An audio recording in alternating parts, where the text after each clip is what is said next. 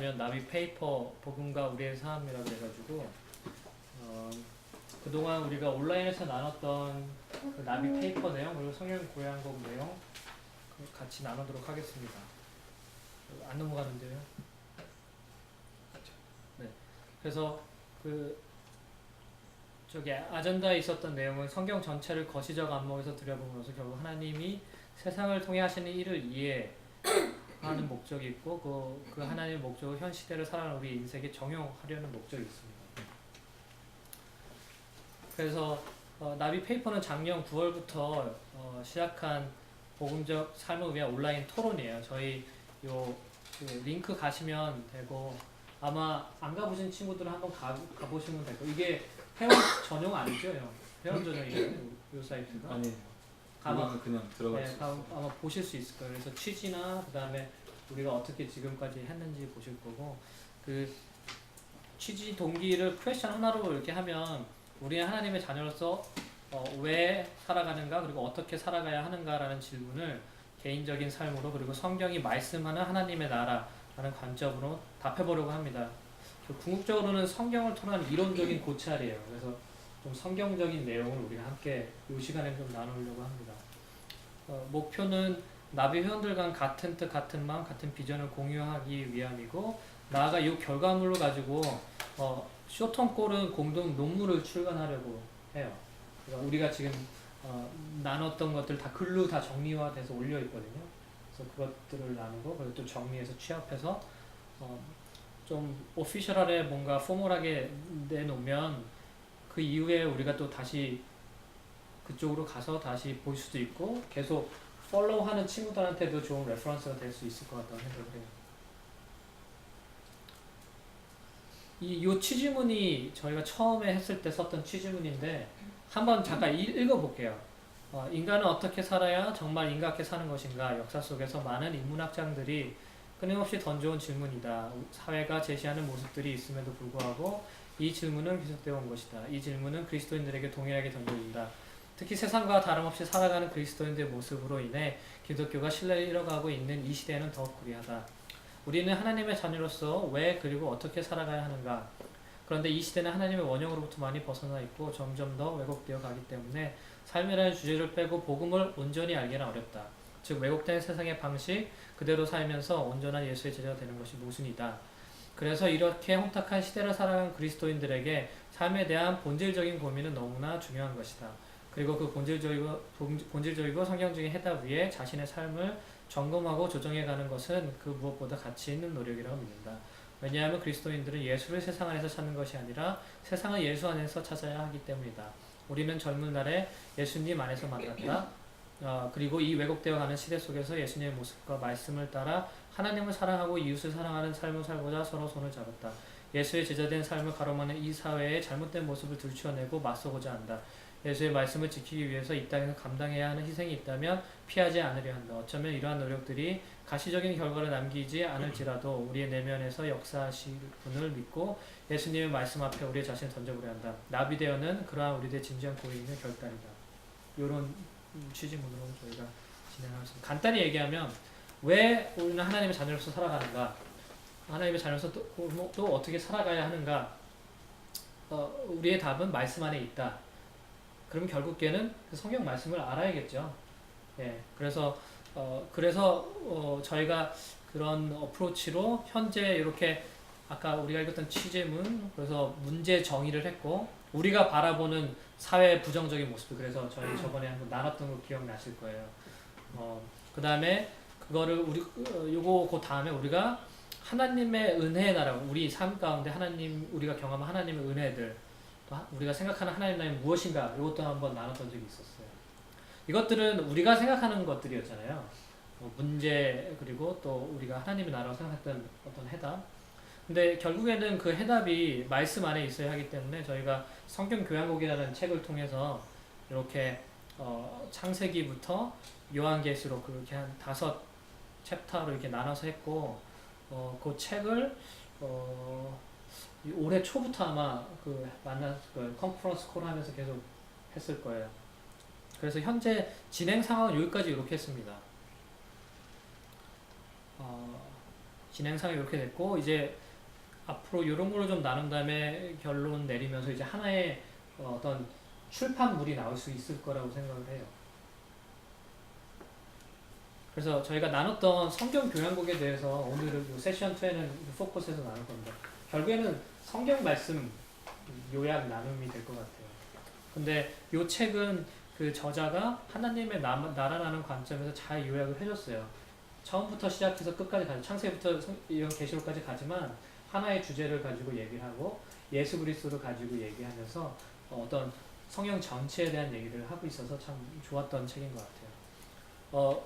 성경 교양곡 The Symphony of Scripture라는 책인데 이분이 저자세요. 마크 스트롬. 좀 찾아봤는데 이분은 사역자가 주 메인이 아니라 리더십 경영 컨설턴트예요. 호주 분이시고 근데 PhD는 이 History of Idea라는 데 나오셨고 웨스트민스터 신학교에서 이 어떤 공부를 하시긴 하셨어요.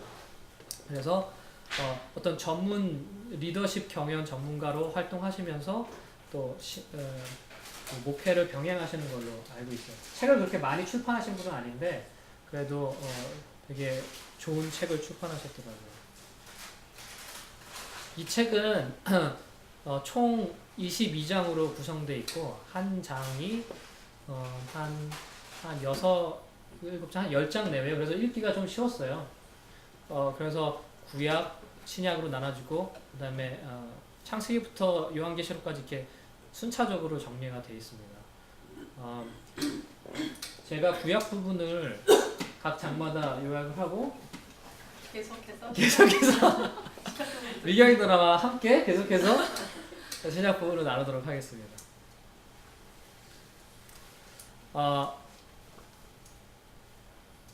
어떤지 잘 모르겠는데 우리가 같이 신앙생활 하면서 성경책을 읽잖아요. 처음부터 끝까지 어떤 스토리가 있는 이야기인데 우리는 어떨 때는 이렇게 듬성듬성 읽고 어떤 빅픽처를 가지지 못할 때가 있었던 것 같아요. 그리고 왜 이 순서대로 이야기를 하실까? 하나님이 이 얘기를 하실까?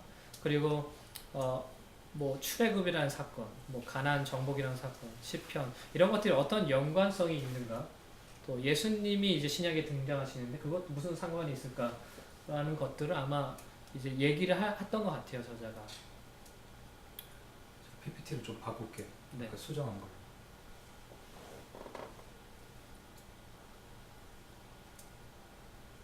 멈췄다. 네, 이게 더 크고 좋네. 네. 위로 갔어. 네.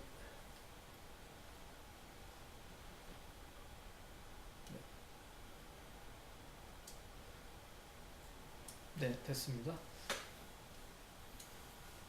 그래서 이제 1번부터 이제 22번까지 쭉 가는 거예요, 이제.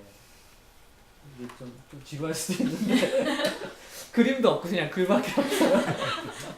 그림을 좀 넣었으면 좋았을 뻔했는데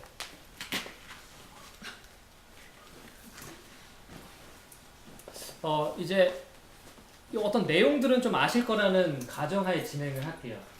그러니까 창세기에는 창세기란 책에는 우리가 같이 공부했을 때 창세기는 뭐 4가지 사건들 창조, 타락, 뭐 노아 홍수, 바벨탑, 그 다음에 아브라함, 이삭, 야곱, 요셉에 이르는 그런 일련의 사건들과 일련의 인물들 중심으로 스토리가 전개가 되는데 정리해보면 창조에 반복되는 죄, 심판, 일행이라는 모형의 5개의 주기로 전개가 됩니다. 아담과 하와, 지금 물론 1장부터 11장까지만 먼저 할게요. 아담과 하와, 가인과 아벨, 노아 형성, 함의 저주, 바벨탑 이러한 내용적인 면이 있는데 이런 내용이 성경 전체 사건들과 주제의 근거를 제시하고 있어요. 예를 들면 하나님의 창조, 그 에덴 동생의 그 완벽한 모형, 그러나 죄의 침투, 그 다음에 하나님의 심판, 또 다시 은혜라는 그 어떤 사이클이 되고 있고 그게 성경 전체에 드러나고 있죠. 하나님이 만드신 피조물에 대한 그의 계획과 피조물에 들이닥친 죄의 참혹한 결과들, 그리고 하나님이 만드신 세상과 백성들에게 조화와 질서를 회복시킨 하나님의 계획의 형태들이 계속 소개가 되어집니다. 하나님의 나라는 이제 하나님의 나라라는 이 용어가 계속 등장할 거예요. 이게 어떻게 보면 우리가 쓰고 있는 지금 안경일 수 있을 것 같아요. 이 책에서 우리가 쓰고 있는 안경, 하나님의 나라를 보는 거. 하나님의 백성, 하나님이 거하시는 곳, 하나님의 통치라는 이런 개념으로 이 하나님의 나라가 연결되면서 소개가 됐어요. 창세기의 창조는 궁극적으로 새로운 창조의 모형을 제공하고 창조주 및 회복자인 예수 그리스도로 인해 우리의 재창조, 복음으로 이어지고 있습니다. 창세기 이제 후반부에 되면 이제 인물 중심으로 이야기가 전개되죠. 아브라함, 이삭, 야곱, 그다음에 요셉이 등장하면서 이제 이집트로 이 한 가정이 들어가는 스토리로 끝이 나죠. 아브라함이라는 한 인물을 이제 하나님께서 선택을 하세요. 그래서 한 가정과 특별한 언약의 관계를 시작하십니다. 이 언약이라는 개념이 나와요. 이 언약은 하나님의 창조 목적과 계획을 이루어가시는 어떤 중요한 툴인 것 같아요. 이 언약은 실행 책임이 하나님한테 있었어요. 우리한테 있지 않고 하나님한테 있었고 어떠한 사람의 행위로 인한 것이 아니라 전적으로 하나님의 은혜이고 선택이고 아브라함의 반응은 감사와 믿음이었어요. 이 언약으로 인해 아브라함 후손들 이삭, 야곱, 요셉의 예가 의미가 있어지게 되고 시내산의 언약과 다윗과의 언약들을 통해서 하나님의 언약사실이 계속 이어지게 됩니다. 예수님의 삶, 죽음, 부활로 구약의 모든 언약을 성취하시고 새로운 언약을 우리에게 오시고 있어요. 이 언약이라는 개념이 아브라함과 하나님께서 맺은 언약이지만 그 이후에 나는 후손들과 또 시내산 출애굽할 때의 그 언약, 다윗과의 맺은 언약, 궁극적으로 예수님과 우리와 맺었던 그 언약이 계속 이어지는 그 개념으로 이어지고 있어요. 하나님은 그 이후에 출애굽이라는 모티브를 설정을 해서 하나님께서 하나님의 백성을 구원하신다는 그 스토리를 저희한테 보여주시죠. 출애굽은 하나님과 아브라함이 계속된 약속의 이행이었어요. 출애굽을 통해서 하나님은 자기 이름을 계시하시고 우주적인 왕되심을 보이시고 죄사함을 계시하시고 가나안 땅에서 새로운 창조, 새 민족과 새 통치를 하시는 모습을 보여주십니다. 이 출애굽과 구원의 모티브는 예수님이 나타난 일들을 예표하시고 계시죠. 이제 출애굽 이후에 하나님은 다시 그 언약을 체결하시죠. 그 시내산에서 모세와 그 이스라엘 민족과 함께 이 언약 체결은 이스라엘의 정체성, 소명, 하나님의 소유된 백성, 제사장 나라, 거룩한 백성과 나라라는 그것과 의미를 같이 하고 언약 파기와 언약 갱신의 모습 그 어떤 사이클이 또 나오죠. 금송아지를 숭배했다, 또 언약을 파괴했다가 모세 중재했다가 언약이 보존되고 또 언약의 확장이 드러납니다. 신명기에. 그 중에 또 이제 율법이 등장하죠. 율법은 하나님과 이스라엘 관계를 표현하는 수단이며 대인관계에 있어서 지침서였어요. 하나님은 이스라엘 민족을 사랑하시고 온 세상에 대한 그의 계획을 선체하기 위해 시내산에서 율법을 주십니다. 시내산에서 언약은 이후 이스라엘 역사에 영향을 미치고 예수님이 와서 율법이 완성이 됩니다. 지금 제가 계속 어떤 내용적인 측면, 그 다음에 해설적인 측면, 그리고 예수 그리스도와 계속 연관을 시키고 있어요. 장마다. 이 출애굽 과정 가운데 언약뿐만 아니라 이제 율법을 주시고 여러 가지 제도적인 것들을 주시죠. 이제 제사장이나 제사나 성전이나 또 레위기 같은 거에 통해서 여기가 많이 나오는데 제사장은 하나님 통치 아래의 사람으로 나머지 사람들과 동등한 사람, 의인, 영광스러운 사람, 대표자로 선택이 돼요. 제사는 일시적으로 죄를 사해서 하나님과 관계를 유지한다는 의미가 있고 성막은 그 당시 생활의 중심 하나님의 임재, 정결, 통일, 동등함을 나타내고 있습니다. 이 어떤 율법적인 제도적인 이 세부적인 의식은 이스라엘과 하나님의 언약 관계 위에 제시되고 그 의식은 하나님은 이스라엘의 왕이고 이스라엘은 하나님의 종이라는 언약의 특성을 계속 인정하는 방법으로 사용이 되고 있어요. 이것은 예수 그리스도에 의해서 완성이 됩니다. 되게 일시적인 어떤 것들이 이때는 이제 예수 그리스도께 온전하게 다 이루어지죠. 이것을 통해서 우리는 참된 자유가 생기고 우리는 복음 안에서 하나님이 하신 일과 우리가 마땅히 해야 할 일을 오해하지 말아야 합니다. 율법을 가지고 믿음의 진실성을 가늠한 시험을 생각하지 말고 오직 은혜에 따라 살려고 해야 합니다. 이제 출애굽 그 시간들이 지난 다음에 모세가 이제 죽고 여호수아가 이 민족의 리더로 세워지면서 약속의 땅 가나안 땅에 이제 정복을 하러 요단강 건너서 들어가죠. 가나안 땅은 이제 레단 동상처럼 하나님이 자기 백성과 함께 살고자 하는 낙원과 성소를 상징해요. 이 땅을 정복하는 과정에서 하나님은 전쟁이라는 그 모티브를 사용하여 구원을 묘사하셨습니다. 이 거룩한 전쟁은 성경에 계속 등장을 하는데 하나님이 참된 용사라는 것, 또 전쟁은 하나님의 것이라는 것, 이스라엘 원수는 곧 하나님의 원수라는 것. 이스라엘은 승리의 정책이 오로지 하나님께 충실해야 된다는 것을 드러내기 위해서 이 거룩한 전쟁이라는 그 모티브를 사용했던 것 같아요. 이스라엘 생존은 하나님이 참 왕과 용서라는 사실 기억하고 믿는가의 여부와 깊게 관련이 있었습니다. 이스라엘 민족이 가나안 땅을 정복한 후 사사 시대 이후에 이제 왕이 생기자 왕이 이제 생겨서 사울 왕을 시작으로 해서 왕이 시작되는데 이스라엘의 백성이 인간적인 생각으로 이제 왕을 요구를 했죠. 하나님은 그러나 거부하지 않으시고 이상적인 왕의 모습을 보이십니다. 이 이상적인 왕은 하나님의 왕되심과 신의 산 언약을 기억하는 왕, 참된 왕이신 하나님을 인정하는 예배하는 회복하는 왕이라는 모습으로 대표가 돼요. 예를 들면 다윗과 같은 왕이 이상적인 왕이겠죠.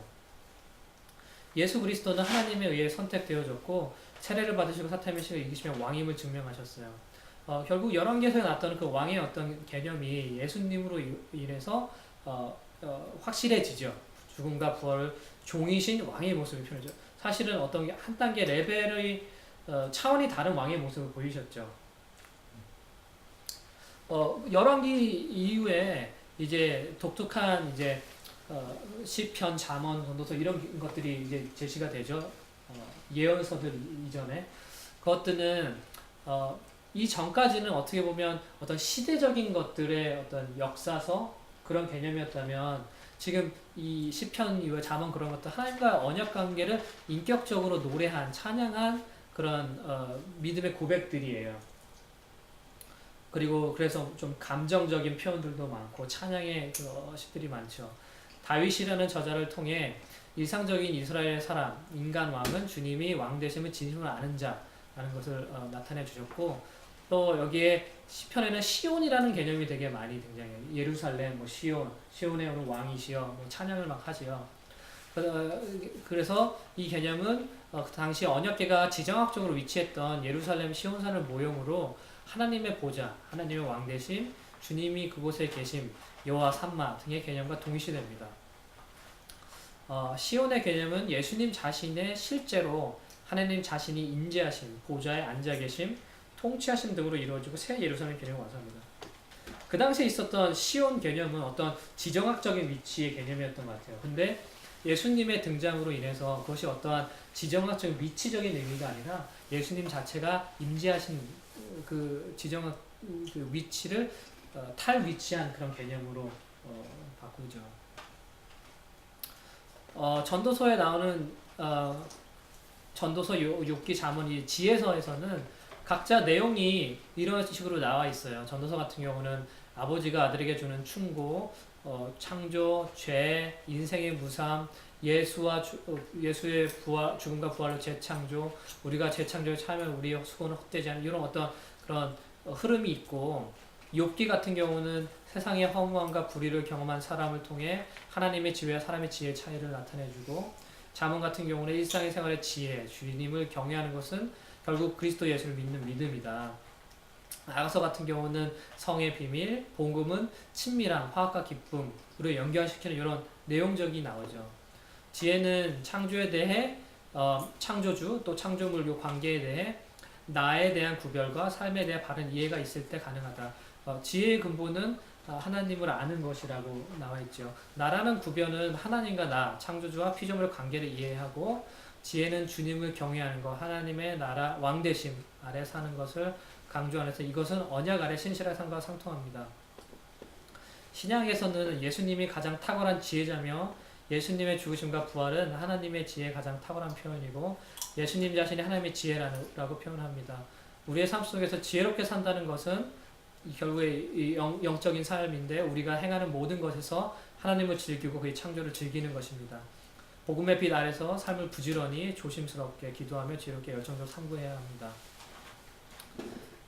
이제 이스라엘 민족이 이제 왕 시대가 이후 솔로몬 시대 이후 북이스라엘과 남유대로 나눠지고 결국에는 이 두 민족이 아수르와 또 바벨론의 멸망이 당하죠.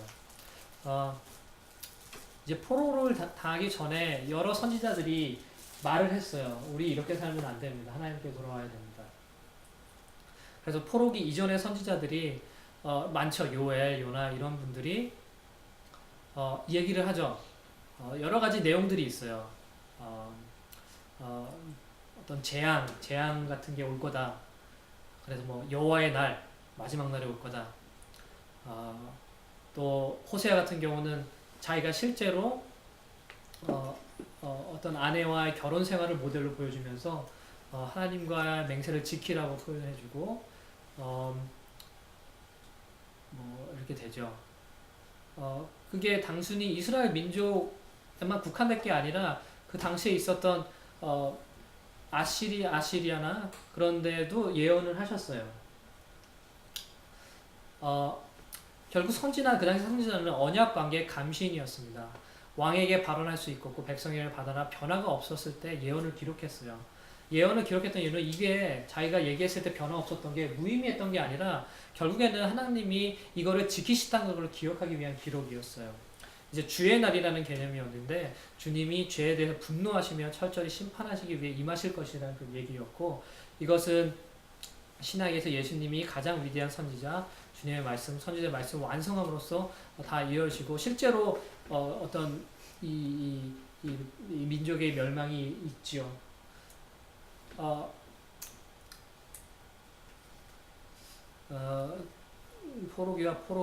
여기는 포로기 전, 방금 전에 포로기 전에 선지자들이었고 포로기 와중에도 선지자들이 그 얘기를 계속 이어서 하고 있습니다. 예레미야, 요시야 왕 시대 때 또 에스겔, 다니엘은 이제 환상 같은 걸 보면서 얘기를 하고 있습니다. 포로기의 선지서에는 포로기를 넘어 새로운 창조가 회복될 것이라는 이야기를 하고 있어요. 우리가 지금 겪고 있는 이 암흑 시대가 끝날 것이라는 걸 또 예언을 하고 있죠. 옛 언약 율법이 마음에 있어야 하지만 하나님의 아는 옛 언약 율법이 마음에 있어요. 하나님 아는 차이가 있으면 죄와 제사의 당사자. 그렇죠. 옛 언약과 새 언약이 있죠. 옛 언약은 이제 예수 이전의 언약을 얘기하고 새 언약은 예수 이후의 언약을 얘기합니다. 그 다음에 이제 포로기 후에 이스라엘, 이제 포로기 이후에 유다 민족이 다시 돌아와서 에스라나 느헤미야 이런 리더십을 통해서 재건이 일어나죠. 그때 이스라엘 민족은 과거를 다시 해석하면서 반성하고 또 미래에 대한 소망을 갖습니다. 구체적으로는 성종 회복, 성벽 회복, 또 영적인 회복을 강조하시죠. 이런 어떤 구약의 여러 사건과 주제와 소망들은 예수 그리스도의 인격과 사역과 아주 중요한 관계를 갖고 있어요. 하나님은 언제든 모든 피조물에 대한 계획을 가지고 계셨고 이 계획을 계시하십니다. 하나님은 매우 제한된 방법으로 예컨대 하나의 나라를 통해서 어떤 사건을 통해서 이 계획을 표현하셨고 하나님이 주도적으로 그 자신이 그 방법을 선택하셨어요. 부분적으로 계시하셨지만 항상 이 한 나라와 함께 제한된 범위에서 그 일을 수행하셨고 그러면 하나님은 언제 어떻게 모든 피조물에 그 계획을 최종적으로 계시하고 완성하셨을까요? 그 답은 이 시대 이후에 예수 그리스도 안에서 완성이 되죠. 그거 바로 이제 신약으로 이어지면 바로 연결이 됩니다. 구약 여기까지는 이제 구약의 내용을 정리가 했어요. 창조가 있었고 언약이 있었고 출애굽에 있었고 또 어떠한 율법이 있었고 그 다음에 가나안 정복이 있었고 왕이라는 개념이 있었고 그 안에 또 찬양의 시들이 있었고 그 다음에 선지자들의 예언이 있었고 실제적으로 그 민족의 멸망과 포로 시기와 또 회복됨이 있었습니다. 그런 어떤 조금씩 드러났던 하나님 나라의 모습들이 신약에 들어와서 예수 그리스도에 의해서 좀 더 확실히 드러났습니다. 이제 구약 이후에 400년의 그 침묵기가 있었죠. 그 당시에 세계적인 변화로는 헬라어 그러니까 알렉산드로 대왕이 큰 대국을 이뤄서 그 어떤 언어가 통일이 됐었고 로마 제국이 그 당시 또 패권 국가로 모든 나라를 통일했어요. 그래서 그 안에는 여행의 자유가 보장이 됐고 또 유대인들이 메시아를 기다리면서 간헐적으로 자기 민족주의와 병합해서 뭐 마카비 왕조 이런 분들이 나와가지고 막 그 독립운동을 했지만 실패를 많이 했어요. 그 가운데 이스라엘 민족의 가운데 메시아를 되게 기다리는 마음이 있었고 결국 하나님의 나라에 대한 소망이 팽배했던 그 가운데 예수님이 오셨습니다. 근데 그 예수님이 말하는 하나님의 나라라는 개념과 그 당시 이스라엘 민족 유대인들이 생각했던 유대 하나님의 나라는 되게 달랐어요. 예수님은 당시엔 되게 파격적으로 하나님 나라는 미래적 차원으로 도래하는 개념인 동시에 이미 현존하는 개념으로 말씀하셨어요. 저희가 복음서를 보면은 그렇게 말씀하시면 되는데 이것은 예수님 자체의 존재가 하나님 나라와 직접적으로 연관이 있기 때문이었어요. 유대인들은 되게 세속적인 메시아를 기대를 했죠. 메시아를 통해서 내가 병이 낫고 세상을 고통을 받고 또 자기 민족이 해방을 얻고 또 지정학적인 개념으로 보면 이스라엘 그 민족 또 예루살렘 중심으로 생각을 했는데 예수님이 생각하신 하나님 나라는 그 자신이었고 또 여전히 오고 있습니다. 이 책에서는 already but not yet 이라고 표현을 했어요. 또 예수님이 사역을 하셨던 주요 공간들을 보면 예루살렘과 되게 반대되는 베들레헴, 나사렛, 갈릴리 중심으로 그 당시는 되게 중심 지역이 아니었어요. 하나님 나라는 개념은 예수님이 말했던 하나님의 개념은 시간적, 공간적 도메인의 양적인 개념이 아니라 궁극적인 어떤 질적인 개념이었어요. 예수님 존재, 시간과 공간이 하나님 나라의 도래였던 거죠.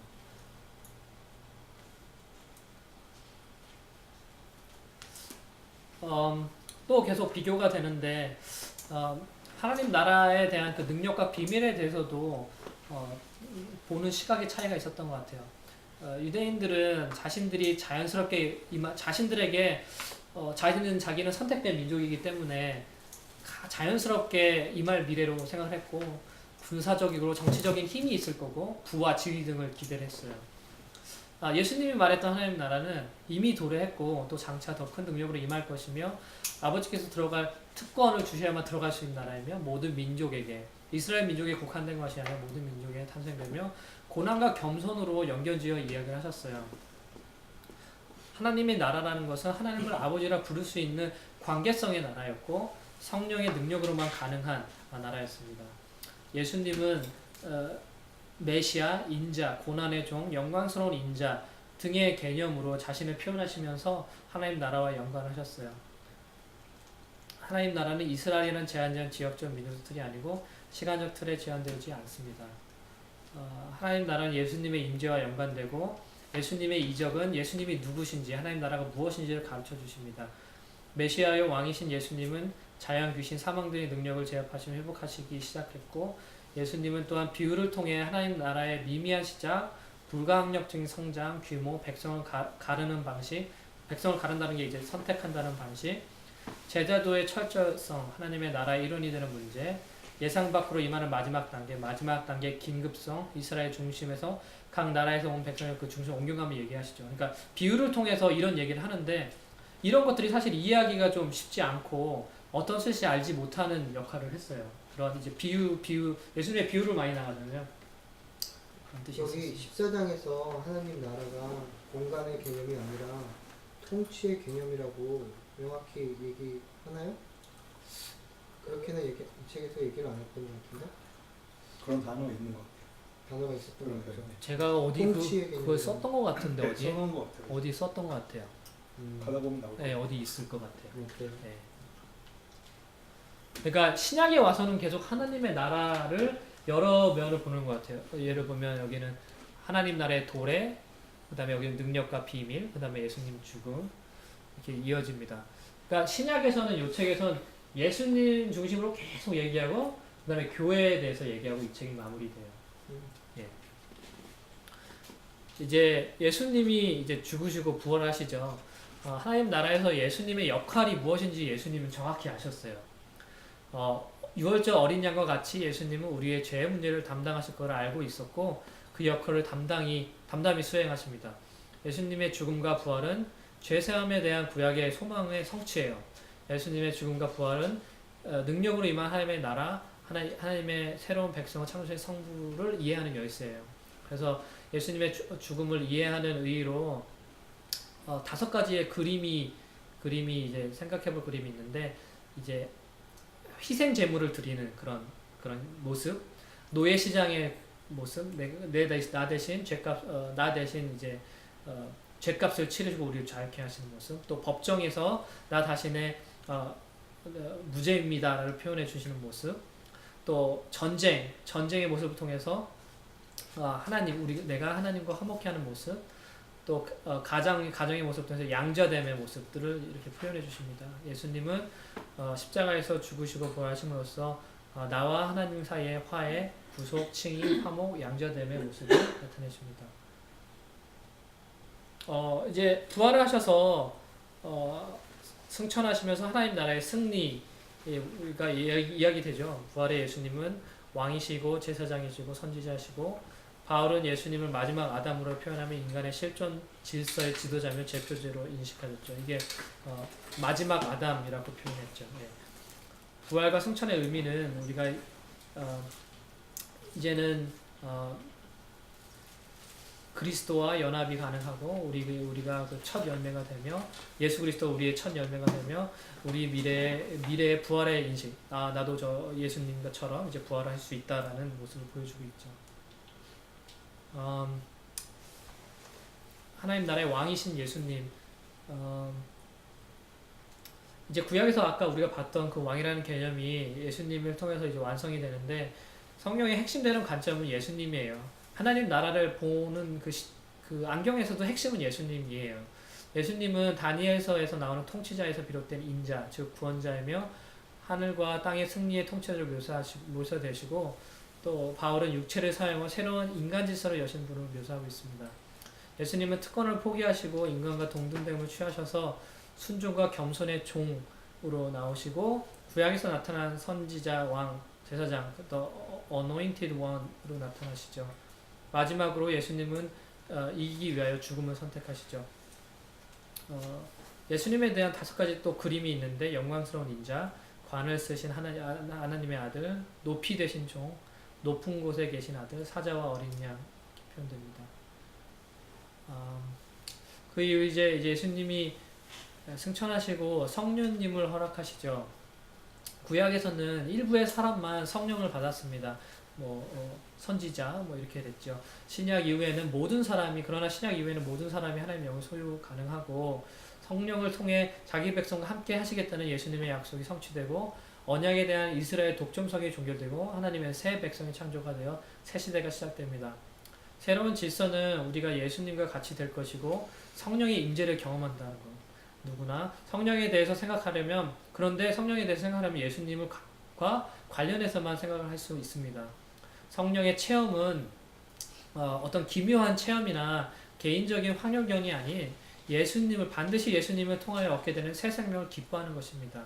우리는 이를 통하여 하나님의 주도적인 사랑을 체험하고 예수님과 같이 존재의 질서와 관계의 친밀성을 체험할 수 있습니다. 이 하나님, 예수님을 통해 보여주셨던 이 하나님 나라, 또 성령님을 통해서 우리가 체험할 수 있는 하나님 나라는 우리 안에 뿐만 아니라 우리가 함께하는 어떤 공동체를 통해서 발전이 됩니다. 하나님의 나라는 창조주 회복의 순서로 아까 말씀드린 나왔고, 또 구약에서는 아까 말했듯이 어떤 순차적인 개념으로 표현이 됐고, 예수님에 의해서 완성이 됐습니다. 이 초점이 예수님이었고, 민족 문화 지리적인 어떤 현재성, 어떤 제한적인 틀을 초월해서 예수님이 임재하시는다는 그 현재성, 이 창조에는 요구에 있습니다. 복음은 공동체성을 띱니다. 이것은 하나님이 능력을 경험하고 나타내는 하나님이 정하신 방법이기도 합니다. 이 새 언약으로 기도를 통한 우리는 기도가 이제 허락이 돼서 하나님과 친근을 경험할 수 있고, 그렇다면 우리는 어떤 역할을 할 수 있냐? 하나님의 창조 질서를 유지할 수 있고, 또 열매를 통해 하나님의 나라를 확장할 수 있습니다. 이제 윤리와 함께 이야기를 할 텐데요. 예수님께서 죽으시고 부활하심으로 새 언약을 통해 육체와 연약함의 시대에 속했던 우리에게 예수님은 부활로 성령 시대를 여셨죠. 그것으로 인해 우리는 예수님의 이제 팔로워들이 됐고, 예수님이 말한 제자도는 사실은 되게 과격해요. 레디컬하죠. 영성은 하나님이 우리에게 체험하게 하신 생명의 풍성함과 충만함을 점차 재발견하는 것입니다. 그리스도의 성장은 복음을 알아가는 것과 경험이 계속 지속되어야 해요. 이걸 이제 행위라고 표현을 했어요. 근데 이게 가능한 이유는 사실 이 복음이 그 성장을 보증하고 힘을 공급하기 때문이에요. 성경을 읽는 데는 지식, 태도, 행동을 생각해야 하고, 우리 개인의 경건 생활은 개인뿐만 아니라 사회적인 차원의 공동체성을 생각해야 합니다. 우리의 일상생활은 믿음과 결부시켜서 반드시 생각을 해야 하고요. 지금 계속 동일한 내용을 다양한 면으로 계속 이야기하는 것 같아요. 하나님의 백성을 묘하게 하는 단어가 이제 교회입니다. 단순한 백성들, 이 교회라는 그 원어적인 에클레시아는 단순한 백성들의 모임이라는 개념과 그냥 모임, 총회라는 뜻이에요. 그냥 모인다. 우리가 지금 모인다시피 이런 단순한 백성들의 총집합은 하나님의 백성이 주님의 왕되심을 인정하는 정체성의 상징입니다. 그 상징은 구약에서 시온, 그 예루살렘, 하나님이 임재를 표현했던 그것, 또 신약에 들어와서는 예수님 자신으로 이루어집니다. 초대 그리스도인들은 교회는 하나님이 창조하신 모임이라 인식했으며 가정교회로 모였고, 천상적 실체, 천상적 교회의 유형적 표현, 또 몸, 그리스도의 통일성, 그리고 은사의 다양성으로 인식했어요. 성경은 우리가 기도와 성경, 찬송과 교훈, 예언 등으로 서로를 그리스도에 향하게 함으로써 믿음 안에서 서로를 세우기 위해서 교회로 모인다고 이야기합니다. 따라서 나의 행복, 훈련, 성장은 나의 형제, 자매의 책임에 속하고, 그들의 행복, 훈련, 성장은 나의 책임에 속합니다. 결국 이 얘기는 우리는 책임 공동체라는 거죠. 서로에 대한 책임이 있다는 겁니다. 공동체 안에서의 삶은 다양성 가운데 연합이 필요하고, 섬김과 책임이 필요하고, 자유 속에서도 또 권위에 대한 복종이 필요하죠. 이제 마지막 장입니다. 되게 빨리 진행을 했는데, 성경은 이제 요한계시록을 통해서 궁극적인 이제 승리에 대해서 얘기를 하고 있어요. 예수님의 승리, 다시 오실 예수님, 재림의 예수님, 높이 들리신 예수님이 재림하실 것이고, 예수님 백성들은 본향으로 돌아가기 기다릴 것이고, 예수님의 원수는 심판이 가까웠고, 재림은 극단적인 예나 미래적 예시 등의 논쟁으로 그 중요성, 소망에 대한 풍부한 자원을 잃어버리기 되게 쉬워요. 특히 지금처럼 뭐 말세와 관련된 이단이 되게 여기를 많이 붙잡고 있잖아요. 근데 성경에서 사실은 이 재림을 통해서 우리한테 엄청난 그 소망에 대해서 얘기를 하고 있습니다. 우리는 예수님이 오시기에 이미 새 시대에 속했지만 아직 재림을 기다리며 옛 시대에 삽니다. 이거를 아까 already but yet이라는 그 용어를 썼어요. 그래서 현재 우리의 삶은 현재 천상의 경험과 최종적인 구속에 대한 소망 간의 긴장 속에서 우리는 살고 있습니다. 따라서 이 소망은 우리의 삶의 원동력이에요. 이 소망은 미래의 실제를 확신시켜 주시고 위로하시는 성령의 증거고, 성령님은 우리의 미래가 예수님의 영광, 부활로 보장되었다고 확신을 주십니다. 이렇게 해서 1장부터 이제 22장까지 얘기를 했는데, 이거를 이제 강성범 형님께서 이제 좀 이해하기 쉽게 한눈에 보일 수 있도록 이제 도표화 해주셨어요. 우리가 아까 나눴던 1에서부터 22의 챕터고, 우리가 아까 들여봤던 하나님의 나라라는 새 창조라는 그 눈을 통해서 봤을 때 창조, 죄, 또 심판, 은혜라는 그 패턴, 또 뭐 열차가 이제 출애굽을 얘기했던 것 같죠? 언약, 또 출애굽은 그 어떤 모델, 또 신의 사기에서 제시해 주셨던 법, 또 어떤 그 율법들 통해서 우리가 버려야 할 것, 또 간해한 정복을 통해서 우리가 정복해야 할 것, 그 하나님 나라를 향해서 가는 그 과정을 얘기해 주셨고, 하나님 나라의 어떤 모습인가를 볼 때 시편을 통해서 어떤 정서적인 모습, 잠언을 통해서 어떤 방법들, 또 예언들, 또 예수님의 복음서를 통하여, 예수님의 삶을 통하여 나왔던 하나님의 나라, 또 예수님이 비유를 통해서 이야기하셨던 하나님의 나라, 그것들을 통해서 우리 하나님 나라를 엿보았고, 이 하나님 나라를 들어오기 위해서는 어떻게 해야 하나? 그 오직 예수님의 예수님의 죽으심으로만 가능하죠. 예수님이 죽으시고 부활하셨기 때문에 우리가 거기에 들어갈 수 있고, 이제 우리가 하나님의 나라에서 살기 위해서는 요 얘기는 아까 성범영이 얘기했던 내용이랑 좀 비슷한 것 같아요. 그 안에서 예수님이 왕이시고, 그 영적인 차원의 이야기고, 성령을 통해서는 가능하고, 그 안에 확장이 있고, 그 삶의 형태들이 나오고, 그 존재 형태는 공동체를 통해서고, 그 충만함을 통해 우리의 마지막으로 이르는 그 하나님의 완성이 있지요.